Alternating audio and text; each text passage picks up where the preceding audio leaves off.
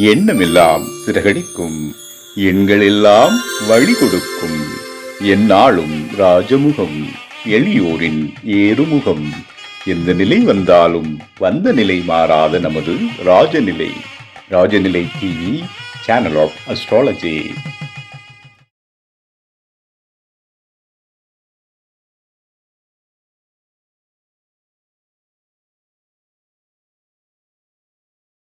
ஓம் குருவே துணை. அம்மையப்பன் பாதத்தோடு குருவின் பாதம், ஆனை முகத்தோன் பாதம், ஆதி முதல் 15 திருபாதம் போற்றி செய்து இந்த ஒரு அற்புதமான நிகழ்ச்சியில கலந்து கொண்டு சிறப்பித்துக் கொண்ட அனைவருக்குமே இனிய வணக்கம். முதலாக நானே மேசராசி சம்பந்தமா ஒரு சில விஷயங்களை பேச போறேன். அந்த மேசராசி சம்பந்தமானவங்களுக்கெல்லாம் பொதுவாக எப்படி இருக்கும் அப்படிங்கிற விஷயத்தை பார்க்கறதுக்கு ரொம்ப எளிமையான விஷயங்கள் இருக்கு. இப்ப இந்த வருஷம் நம்மளுக்கு மெயினான முதன்மை கிரகங்கள் அப்படிங்கிற போது சனி ராகு தான் ஒழுங்கலம் வச்சுதான் நம்ம எடுக்கிறோம். சின்ன கிரகங்களெல்லாம் பெரும்பான்மை எல்லா கிரகங்களும் வேலை பேசும். சனியும் பேசும், குருவும் பேசும், சந்திரனும் பேசும், செவ்வாயும், எல்லா கிரகங்களும் கண்டிப்பா செயல்படாத கிரகங்கள் எதுவுமே கிடையாது. சந்திரனை வச்சுன்னு சொல்லலாம். சந்திரன் மாறிட்டே இருந்தாலும் அவனுக்கு பலன் உண்டு. அப்போ பாதவரிய பலன் உண்டு. 6 மணி நேரத்துக்கு இருக்க ஒரு பாதத்துக்கு பலன் மாறக்கூடிய பலன் உண்டு. இதெல்லாம் நம்ம சொல்றோம். ஆனா இருந்தாலும் கூட மேஜர் கிரகங்கள் அப்படிங்கிற போது நம்மளுக்கு சனி, ராகு, கேது எடுத்துக்கிறோம். பிளஸ் கூட குரு எடுத்துக்கிறோம். குரு எடுத்து பலர் நம்ம தொடர்ச்சியா பண்ணிட்டு இருக்கிறோம். இப்போ நம்மளுக்கு புதுசா கடந்த வருஷம் முடிச்சிட்டோம். புதுசா பராபவ அப்படின்னு ஒரு ஆண்டு. இந்த பராபவங்கிறது இந்த வருடத்தை சொன்னது யார் அப்படின்னா திருமூலர் தான் 60 வருஷத்துக்கும் பலன் எழுதி வச்சிருக்காரு பஞ்சாங்கத்துல. அந்த அவரோட அடிப்படையில தான் பஞ்சாங்கத்தினுடைய முதல் பாடல் இருக்கும். 4 வரி பாடல் எழுதியிருப்பாரு. பரவ ஆண்டில் எப்படி இருக்கும் ஒவ்வொரு வருஷத்துக்கும் கொடுத்திருப்பாரு.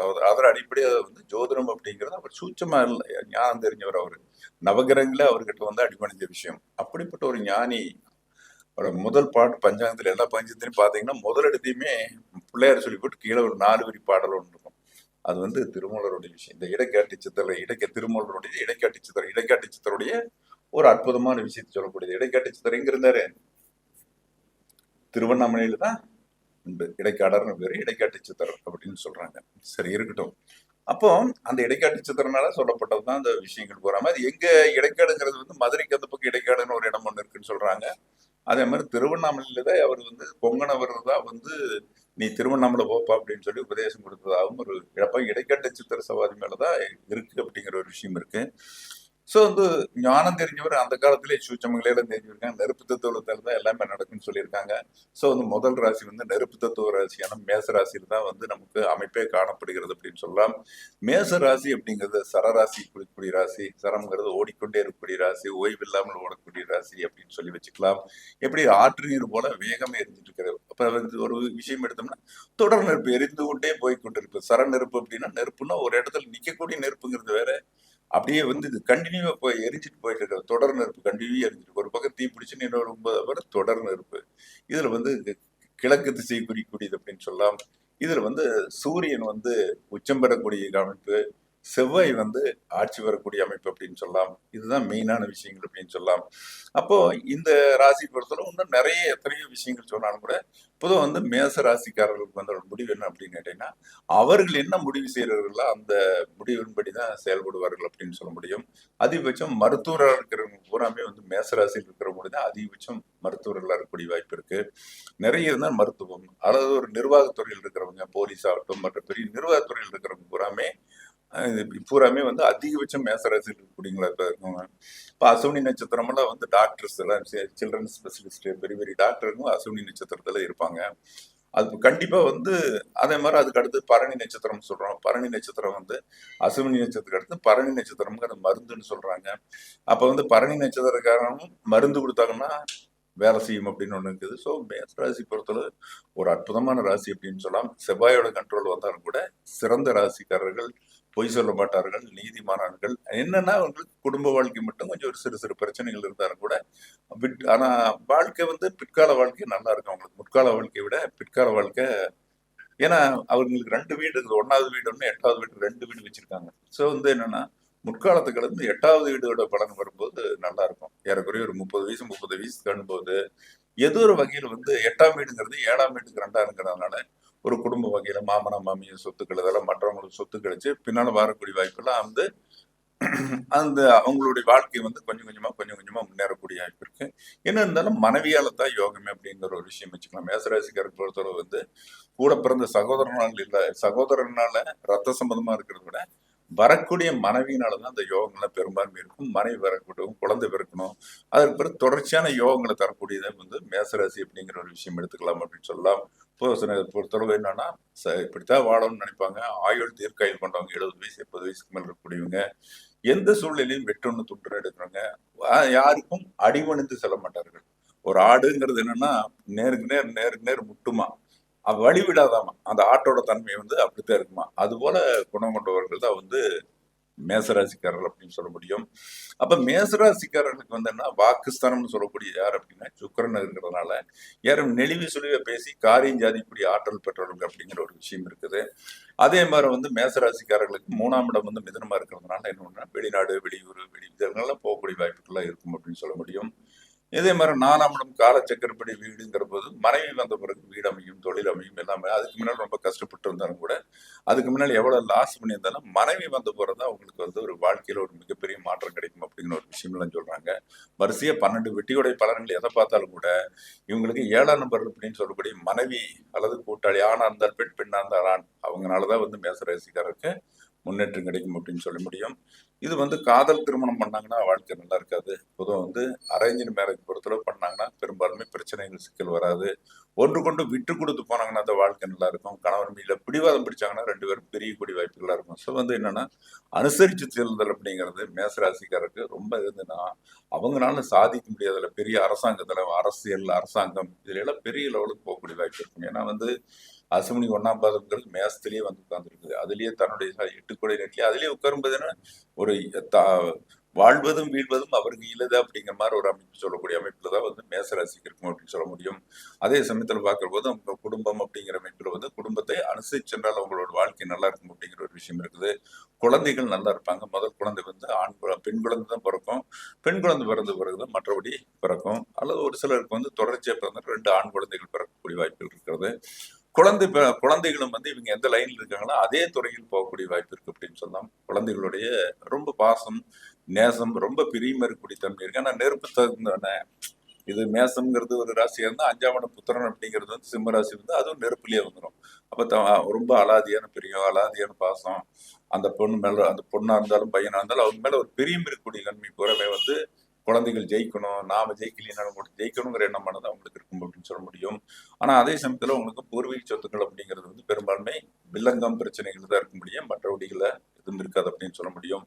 வியாதியை பொறுத்தளவு வந்து வரக்கூடியது என்ன வியாதிகளும் சளி சம்பந்தமான வியாதிகள் தான் வரும். மற்ற வியாதிகள் வரக்கான வாய்ப்புகள் எதுவும் கிடையாது. பொதுவாக அந்த பரவ வருஷம்னு எடுத்துக்கிறதுல பொது பலன் எடுத்துக்கலாம். பொதுவாக வந்து இந்த சளி சம்பந்தமான வியாதிகள் தான் அவங்க பெருசா வாய்ப்பு இருக்கு. மற்றபடி ஒன்றும் பிரச்சனை கிடையாது. வியாதினா இது மட்டும்தான் நடக்க முடியும். வெளியூர் வெளிநாடெல்லாம் போகக்கூடிய வாய்ப்புகள் இவங்களுக்கு காலகட்டத்தில் ஒண்ணு யாரோ ஒரு உதவினாலேயோ அல்லது மனைவி வந்த பிறகோ தொழிலுக்காகவோ இதெல்லாம் பண்ணக்கூடிய வாய்ப்பு இருக்குது. ஏன்னா வந்து தொழில் அப்படிங்கிற அடிப்படையில் பார்க்கிற போது 10ஆம் இடம்ங்கிறது இரும்பு சம்பந்தமான தொழில்கள் வந்து அவங்களுக்கு ரொம்ப சிறக்கக்கூடிய வாய்ப்பு இருக்குது. இரும்பு கட்டடம் சம்பந்தமான தொழிலெல்லாம் நல்லா இருக்கும்.